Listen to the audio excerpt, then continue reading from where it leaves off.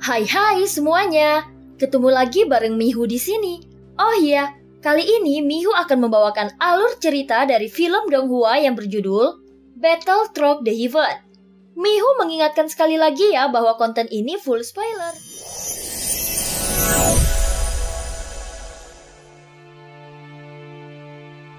Melanjutkan dari kisah sebelumnya. Sebelumnya sosok nomor 1 sudah menjelaskan tentang tugas berikutnya, yaitu menemukan Gunung Suci Hongyuan yang berada di dunia pegunungan dan lautan.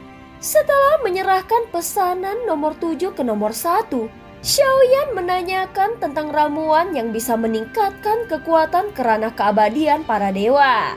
Setelah mengetahui permintaan Xiaoyan, nomor 1 langsung memanggil kembali nomor 7 dan memberitahu apa yang diinginkan oleh Xiaoyan.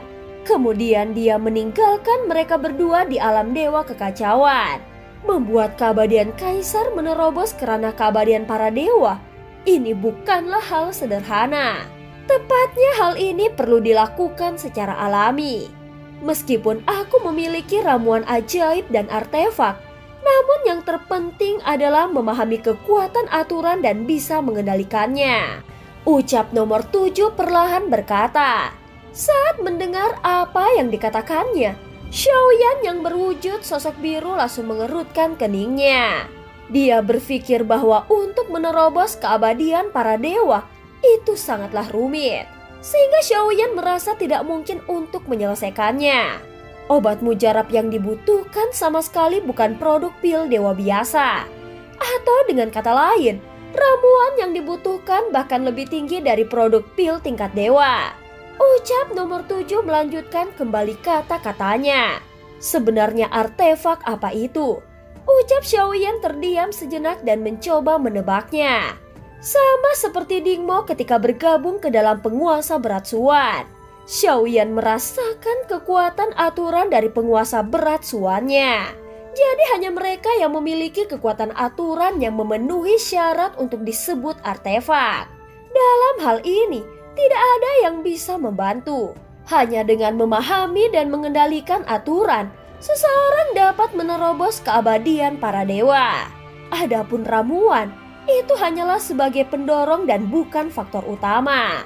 Sehingga seorang keabadian yang dapat menggunakan kekuatan aturan akan menjadi lebih kuat. Di ranah keabadian kaisar, selain keabadian para dewa, Xiaoyan bisa menganggap makhluk hidup lainnya seperti semut. Namun setelah dia memasuki lingkaran keabadian kaisar, banyak orang kuat yang seolah-olah bermunculan seperti jamur di sekitarnya. Ibarat orang yang berjalan di jalan raya, dia tidak peduli berapa banyak semut yang terinjak hingga mati di tanah. Bukannya mereka tidak ingin melihatnya, namun itu karena sama sekali tidak terlihat.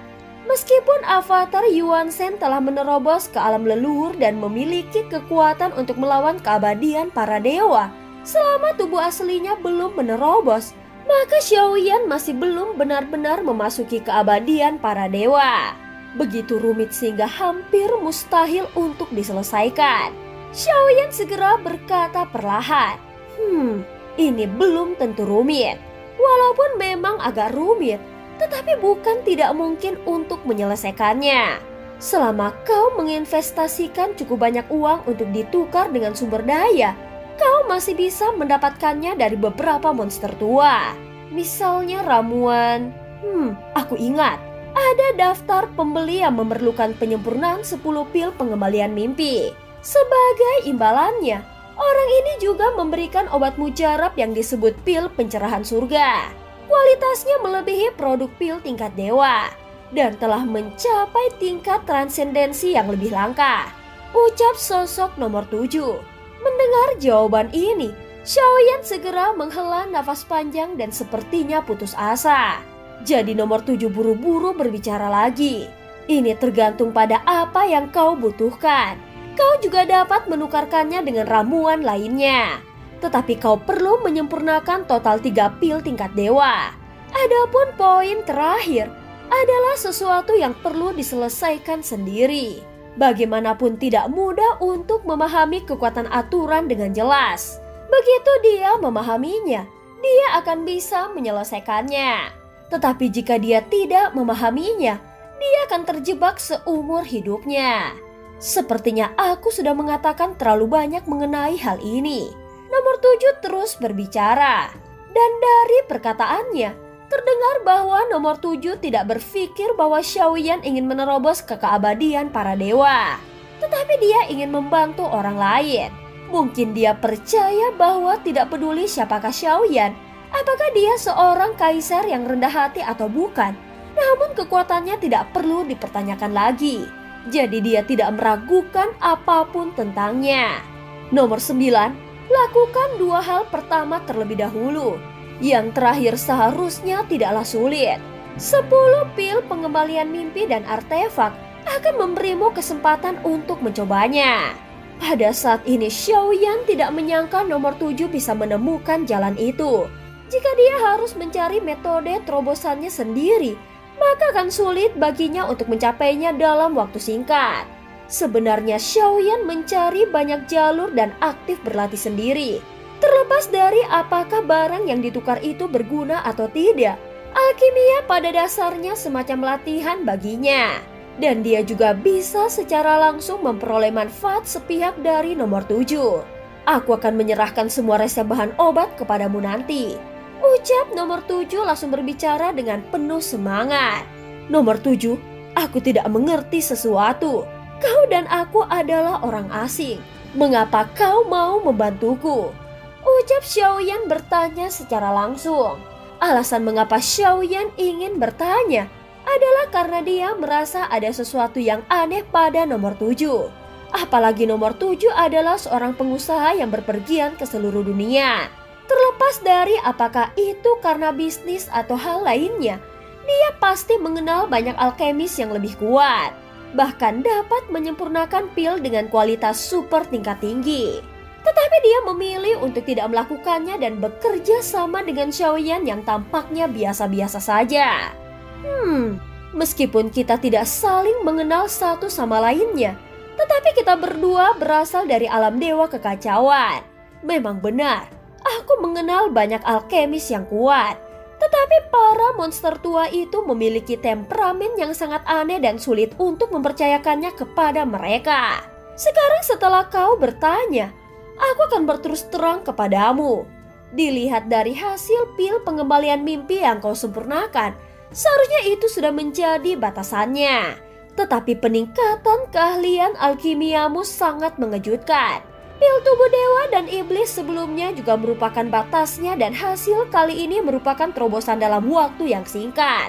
Aku seorang pengusaha dan aku harus mempertimbangkan apakah aku dapat memiliki hubungan baik dengan seseorang yang pasti akan menjadi alkemis yang hebat.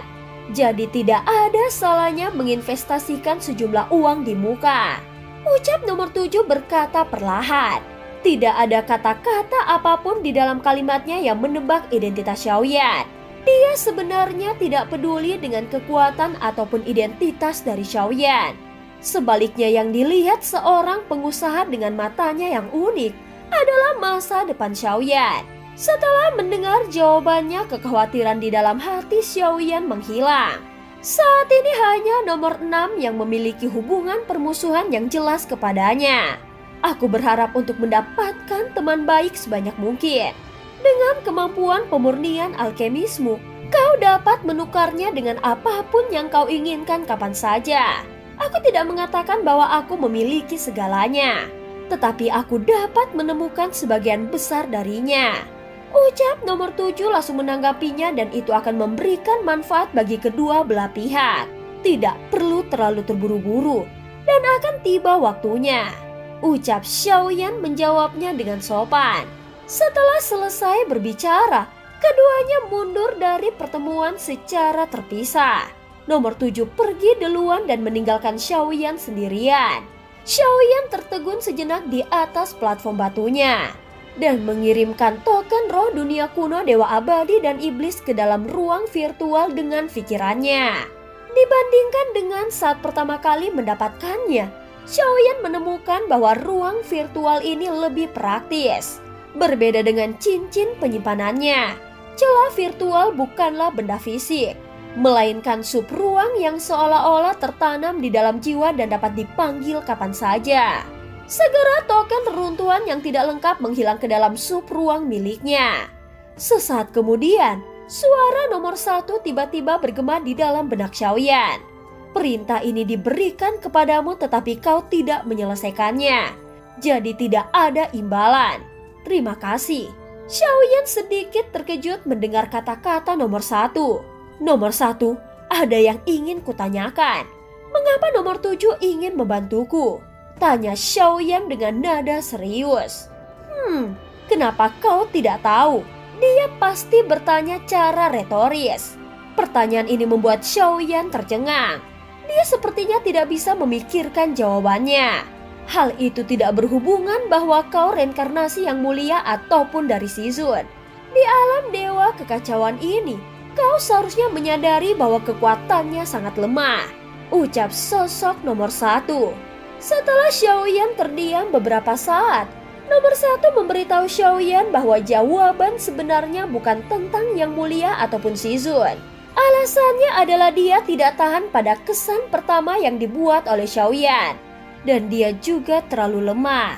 Ekspresi Xiaoyan berubah membosankan. Meskipun jawaban ini benar, namun itu sedikit mengejutkannya. Jelas dia tidak menyangka sosok nomor 1 akan mengatakan ini semua. Dan cerita pun berakhir. Terima kasih udah dengerin Mihu dari awal sampai akhir ya. Jangan lupa untuk like dan subscribe. Sampai jumpa.